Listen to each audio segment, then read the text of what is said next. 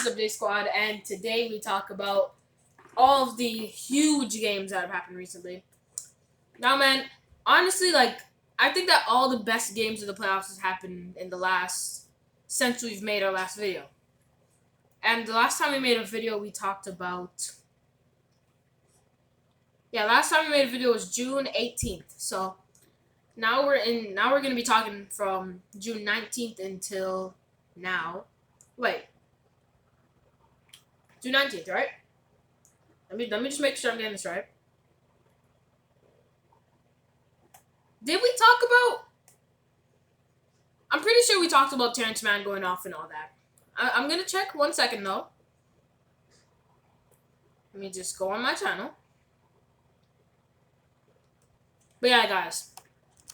Before I start this video, while I'm checking this. Okay, yes, it is. But yeah. I'm going to tell you guys, like, comment, subscribe. It means a lot to me, especially if you subscribe. But yeah, guys. I've been noticing you guys haven't been commenting. I just want to say that the comment glitch is, I know how to fix it now. So yeah. I don't know how to fix it. I already fixed it, so you guys will be able to comment on the videos that I make now. So yeah, let's just get into this video now. Okay. So, the game that happened on June 19th was one of the best games we've seen in the last couple of years, to be honest. Brooklyn Nets versus Milwaukee Bucks Game 7. This is where the Bucks closed it out in 7 games, obviously, in overtime by 4 points. Let's talk about both teams. So first, I want to say shout out to Giannis. He'll be moving on to the Eastern Conference Finals for the first time since, because he didn't do it in 2020. For the first time since 2019. Trying to get redemption from when he lost to the Raptors. And yeah, man, I think that the Hawks. I think the Hawks will put up a good fight, but I do think that the next series will be Bucks in 6. Because the Hawks, they prove that they can beat, teams that are better than them. Because we know the Sixers are better than the Hawks. They were the underdogs, definitely, going into that series. But yeah, they took them out in 7. That's big.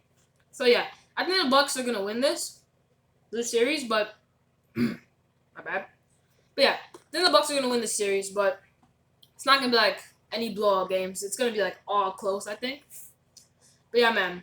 Once again, Kevin Durant with the most points in Game 7 history, and played every minute of the last 2 games, I think. Let me check that actually. Here. Okay, no, well, not last game, but you guys get what I mean. He's been playing a lot of minutes, a lot, and he's showing up. He's definitely showing up. 48 points in Game 7 is insane, and also 9 points and 6 assists. So yeah, another big game for him. He just struggled from the field. He really did. 17 for 36. He made 17 shots, which is amazing, obviously, but just didn't make the threes enough. 4 for 11. Didn't hit a ridiculous fadeaway deep too, which if his feet were smaller, they would be in the conference finals. So yeah. But I do want to say something. Kyrie makes a big difference. I think you guys get it now. Kyrie is an impact player, because with Kyrie, they're definitely winning this game. Even if he didn't play every single minute and then came in overtime, then they would win this game. Or came in late in the 4th. If he came in late in the 4th, then they're winning this game. But yeah, only lost by 4. Close game. Great game to watch. I think I watched this from the second quarter all the way to the end. So yeah, I got to see the ending. And yeah, just ridiculous. KD is ridiculous. I'm going to say that. But yes, now we move on to the game that happened yesterday. So not a lot to talk about at all, honestly. But yeah, yesterday, the Clippers put up a great fight this game, but the Suns win. And they're led by Devin Booker. With no Chris Paul, he was out because of COVID protocols. I think did he have the virus? I don't know about that. I honestly don't know about that. But yeah, Devin Booker put the team on his back, 40, 13, and 11. He's been playing top tier in the playoffs. At least we know now that Devin Booker is not going to be a playoff choker. We know that.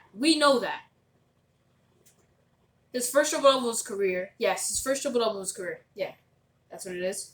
But yeah, for having 40 points and still getting 11 assists, like, that's kind of underrated how ridiculous that is. Because he was dishing to his teammates while still shooting 50% and scoring 40. So yeah, very big game. I want to clap it up for him, actually. Shout out Devin Booker. Shout out Devin Booker overall, man. This playoff, as I said, spectacular. Spectacular.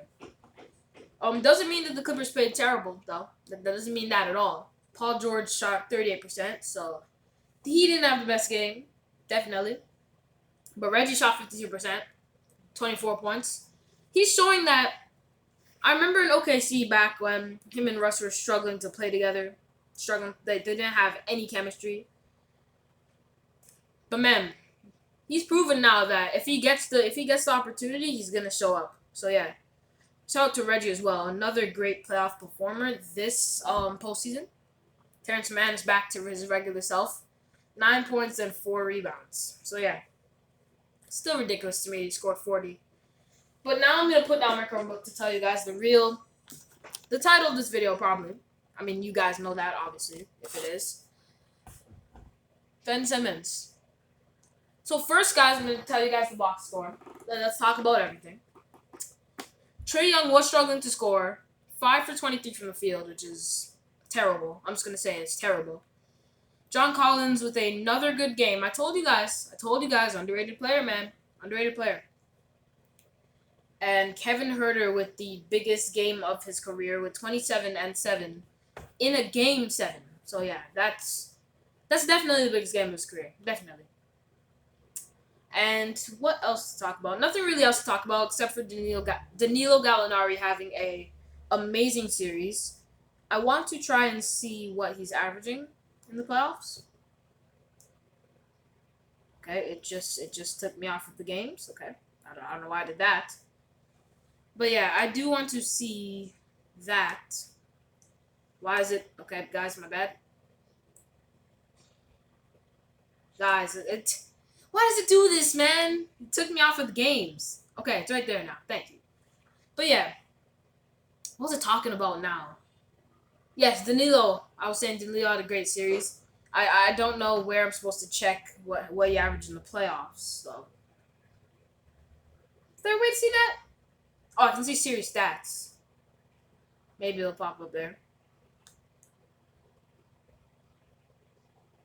Okay, yes. I can't see what he averaged, but I can tell you guys the leaders of who averaged what for this series.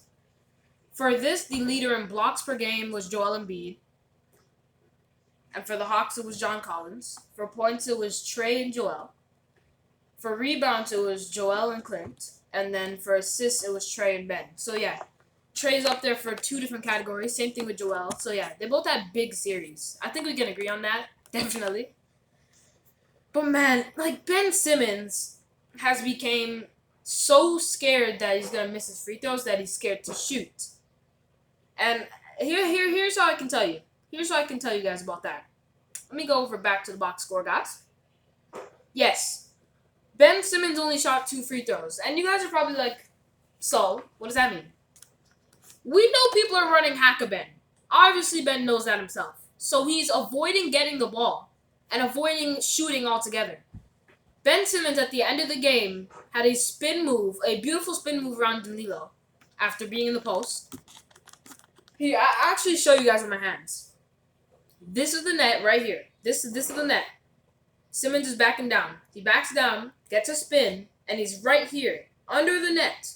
The net's right here, and he's right here. But instead of with literal oxygen guarding him, he gives it up to Matisse Thybulle, who goes up with 2 people on him and gets fouled.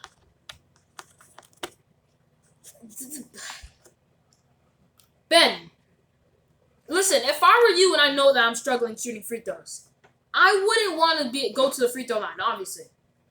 But if no one's around you, which means you're not going to get fouled, that means no free throws. And guys, this is a really big problem. Because this was in Game 7. You guys got to remember that. Game 7. And with that bucket, he would have tied the game. Now, let's go back. I actually want to analyze this, like, completely. So I'm here back on the NBA app, and I'm looking at the score, like the play-by-play. Can I see where Simmons passed it? I'm trying to look for this.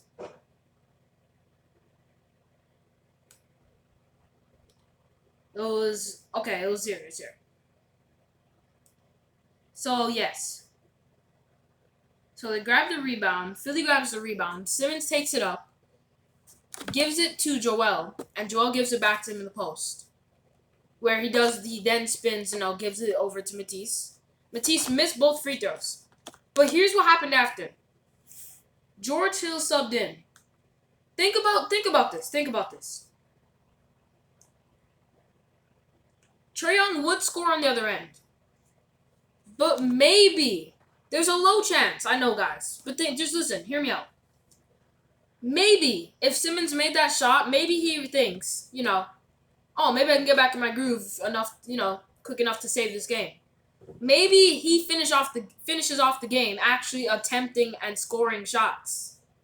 Maybe that happens, and maybe not Atlanta. Maybe Philly's in the third round. You guys gotta remember, that shot could have changed history. It literally could have changed history. Because if he makes that shot, then it's tie game, as I said. So yeah, guys, I don't know what to say. He is a 6'10" point guard. He may not be able to shoot, but I don't care. He is a 6'10" point guard who can drive through anybody and is not doing that because he's scared to get fouled. Does Ben not realize that people can, foul out? People aren't going to foul him every single second. That happened. In fact, I'm going to check. I'm going to check again. I think that happened with 3 minutes left when he passed up the open shot. 3:29 left in the game and he passed up the open shot. That's not clutch time. It's almost clutch time, but it's not completely clutch time. I don't know. I don't know, man. It actually gets me mad. It actually really does. And the fact that Philly let Kevin Huerter have 27-7 with only 2 threes is mind-boggling. Because I said this on my podcast, as I'm going to say it again, Blocks Over Shots, go check that out. But as I said on my podcast, I'm going to put this down again. I said on my podcast, guys, Kevin Huerter, since he only made 2 threes, which means that 6, yes, guys, 6 of his 27 points were threes. I'm going to look at this again. I want to see how many of his points were free throws. Okay, 7 free throws, which means he had 14 points off of scoring in the mid-range, or the part that gets me mad here, guys, inside. Now, we know Kevin Huerter is it's not horrible inside. He's not the best inside scorer at all. Definitely not. So the fact that he's driving and scoring over Ben Simmons and Joel Embiid in the key is ridiculous. You can't, Philly, you can't let that happen. I'm looking this up, bro. I have to look up what his height is. I'm looking this up.